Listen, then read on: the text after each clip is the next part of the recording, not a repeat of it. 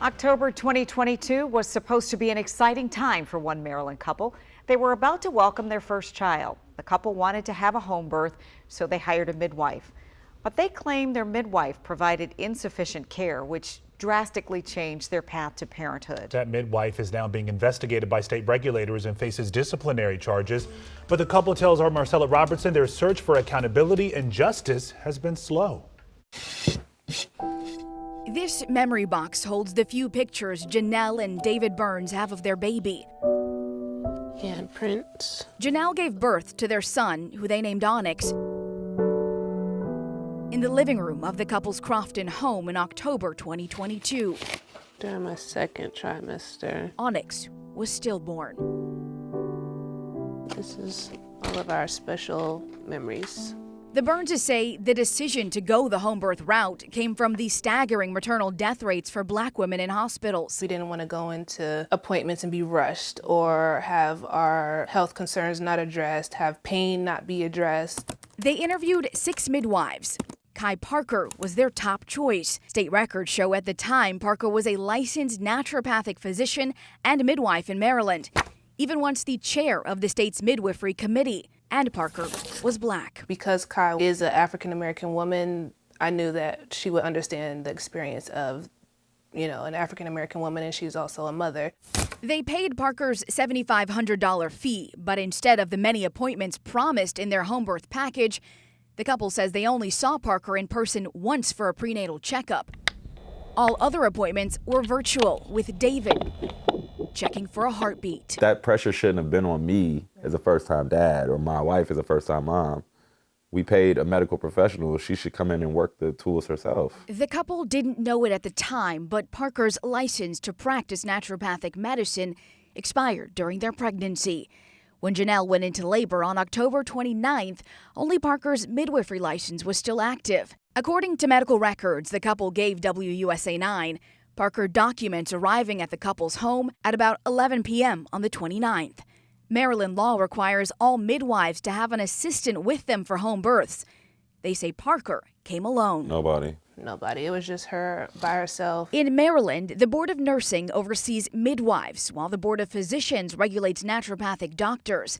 In complaints to both agencies, the couple details the moment Parker had trouble finding their baby's heartbeat. When I got into the birthing pool, she checked Onyx's heart tone with a Doppler at that moment.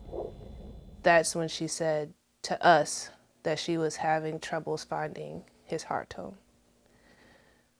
David says Parker asked him to try. She said sometimes, her fathers have better luck. But midwifery regulations state 911 should be called at the first sign of fetal distress. At some point, when I put the Doppler on her, we heard something, and she said, "There we go." On October 30th, Parker documents Chanel's water breaking at 1:55 p.m., then seeing meconium, a baby's fecal matter that can cause an infant to suffocate. Parker calls 911. She told us not to panic, that she needed to call the EMT or the ambulance, call 911, so that they can be here to resuscitate Onyx if necessary. Janelle gave birth to Onyx just as EMTs arrived. He was unresponsive. We're both trying to call out to Onyx and tell him to breathe, and so the whole time we're trying to yell out to Onyx, my husband is crying and hysterical, and it was just one of the worst moments of my life. I saw my whole family break that night. Onyx's autopsy report doesn't pinpoint an exact cause or time of death, but the report does note the baby's skin was peeling, a condition doctors say means he likely died hours before he was delivered. But Parker consistently documents hearing a fetal heart rate. Medical records show the only time she indicated otherwise was seconds before calling 911. We have a room full of baby stuff where the wall had Onyx's name on it. I couldn't go in that room for a year. I couldn't even go in. My wife couldn't even open the door. Looking for answers after their son's death, the couple went to state health regulators for help in early 2023.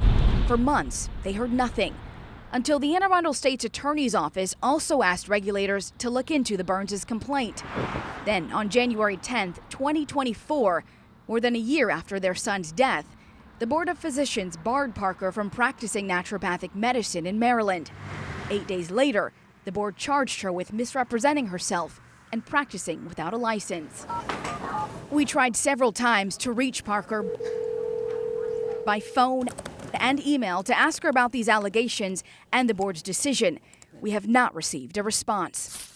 In these charging documents obtained by WUSA 9, the Board of Physicians found Parker continuously gave Janelle Burns medical advice as a doctor, even though her license was expired. The documents also claim Parker saw at least 4 other patients for pediatric newborn appointments without being licensed by the board. I honestly am fearful for anybody who comes into contact with Kyle Parker from this day forward. These charges only address Parker's naturopathic license.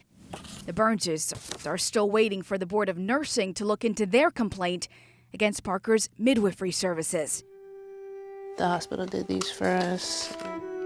It was inspired by the theme of Onyx's room. An investigation that could take years to complete. We will love you always and forever, baby Onyx. As the board works through a massive backlog of complaints.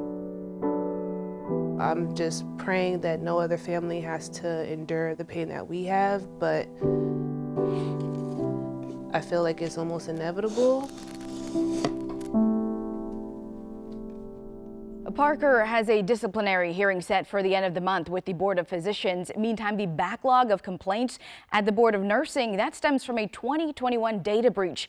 A recent analysis of the board notes it would take 5 years to clear its backlog of complaints if no new complaints were filed. And it is taking months to even look at some of the highest priority complaints. A spokesperson tells me the board has made changes to address the problem. But somewhere in that backlog of complaints, there are allegations from other families who hired Parker. They say Parker took their money but never provided the midwifery services they paid for. You'll hear from those families tomorrow night at 6. Marcella Robertson, WUSA 9.